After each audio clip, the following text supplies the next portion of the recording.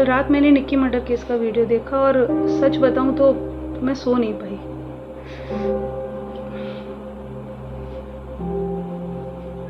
अगर इसी तरह एक लड़की की ज़िंदगी दहेज के लिए ख़त्म होती रही तो ये केवल परिवार के लिए बल्कि पूरे समाज के लिए कलंक है।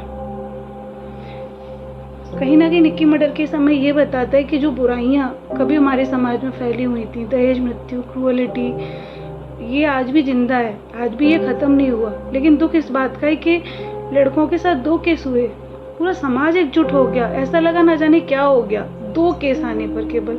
लेकिन ये आवाज़ कभी लड़कियों के लिए क्यों नहीं उठी? लड़कों के केस में हम लड़कियां भी शामिल थे, लेकिन हमारे केस में हम लड़कियों के केस में क्यों नहीं? यार, समाज चुप रह सकता है, कभी कभी सोसाइटी के प्रेशर में आके पेरेंट्स भी चुप रह जाते हैं कि उनके और बच्चे हैं, समाज क्या कहेगा।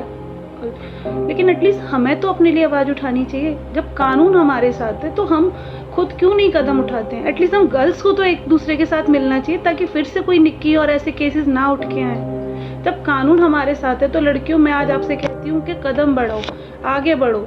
हम सब एक साथ होकर अगर आगे बढ़ेंगे तो शायद हम इस बुराई को, इस प्रथा को, इस चीज को खत्म कर सके।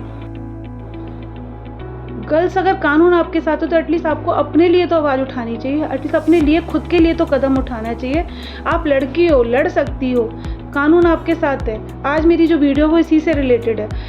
BNS की धारा 80 आपको दहेज के बारे में बताती है। वो बताती है कि दहेज मांगना, दहेज लेना और दहेज देना, ये सभी चीज़ें क्राइम की कोटि में आती हैं। उसी के अलावा धारा 86 हमें बताती है क्रूअलिटी, क्रूरता के बारे में, कि अगर कोई भी व्यक्ति किसी भी पति द्वारा या उसके रिश्तेदारों द्वारा, लाइक सासू माँ एंड ऑल, इनके द्वारा किसी लड़की को मानसिक रूप से, शारीरिक रूप से या ख्याति के रूप में भी प्रताड़ना दी जाती है तो इसे अपराध की कोटि में माना जाएगा। इसके साथ ही अगर इन चीज़ों के चलते, इस हरेसमेंट के चलते अगर वो लड़की सुसाइड कर लेती है तो उन लोगों के खिलाफ क्रिमिनल लायबिलिटी लागू होगी।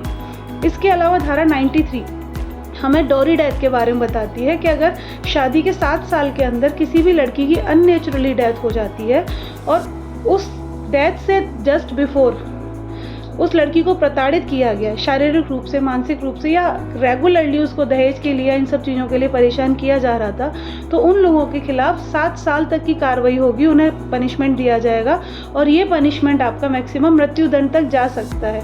और केवल पनिशमेंट ही नहीं, दहेज डोमेस्टिक वायलेंस एक्ट 2005 में गर्ल्स को प्रोटेक्शन भी दिया गया, जिसमें आपको प्रोटेक्शन ऑर्डर, रेजिडेंस ऑर्डर और मेंटेनेंस ऑर्डर भी दिया जा सकता है। प्रोटेक्शन ऑर्डर क्या होता है कि अगर आपके साथ गलत किया जा रहा है तो आप कोर्ट से जाके सपोर्ट ले सकते हो, आपको प्रोटेक्शन देने का काम कोर्ट करेगी, ठीक है? आप आराम से वहाँ रहोगे और वो लोग आपके साथ गलत बिहेव नहीं कर सकते हैं। रेजिडेंस ऑर्डर क्या होता है? रेजिडेंस ऑर्डर का मतलब होता है कि घर चाहे किसी का भी क्यों ना हो, मतलब आपके हस्बैंड के नाम हो, आपके लॉज के नाम हो, किसी के भी नाम क्यों ना हो, लेकिन अगर वो लोग आपके साथ गलत कर रहे हो, कोर्ट ने आपको रेजिडेंस ऑर्डर दे दिया है, तो आप डंके की जोर पर उस घर में रह सकती हो, कोई आपके साथ गलत बिहेव नहीं कर सकता। थर्ड आता है आपका मेंटेनेंस ऑर्डर।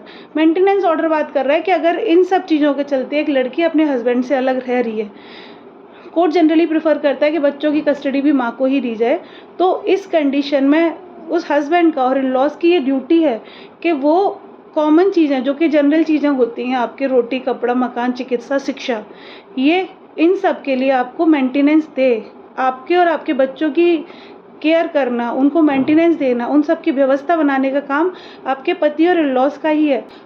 तो आप देख रहे हैं ना कि किस तरीके से पनिशमेंट में ही नहीं बल्कि प्रोटेक्शन में भी कोर्ट हमको सपोर्ट कर रहा है। कानून हमारे साथ है, लेकिन हमें अपने लिए आवाज़ तो उठानी ही पड़ेगी ना। मैं ये वीडियो, मुझे पता है कि आज के टाइम आधे लोग इस वीडियो को देख के ये सोच रहे होंगे कि इतने सारे इन नेगेटिव केसेस भी हो रहे हैं, लेकिन इसका मतलब ये नहीं है ना कि हर लड़की गलत है। हाँ, कुछ लड़कियां आजकल इसका फ़ायदा उठा रही हैं, कानून का फ़ायदा उठा रही हैं, लेकिन इसका मतलब ये नहीं है कि आप लोग अपने बच्चों को सुनना ही बंद कर दो, क्योंकि समाज में ऐसा हो रहा है। ना तो हर लड़की गलत है और ना हर लड़का गलत है, लेकिन स्पेशली माता पिता से ये मेरी दरख्वास्त है कि अपनी बेटियों को सुनो, उनको समझो। आज एक निक्की की केस के लिए आवाज़ उठ रही है, कल फिर कोई केस होगा, फिर आवाज़ उठाएगी। लेकिन अगर हम अपनी बेटियों को सुनना शुरू कर दें, हम अपने लिए आवाज़ उठाना शुरू कर दें, तो शायद फिर कभी ऐसे केसेस हमारे सामने ना आए। तो आज वादा करो कि हम सब मिलकर स्टैंड लेंगे और फिर एक निक्की नहीं मरेगी। Justice for Nikki.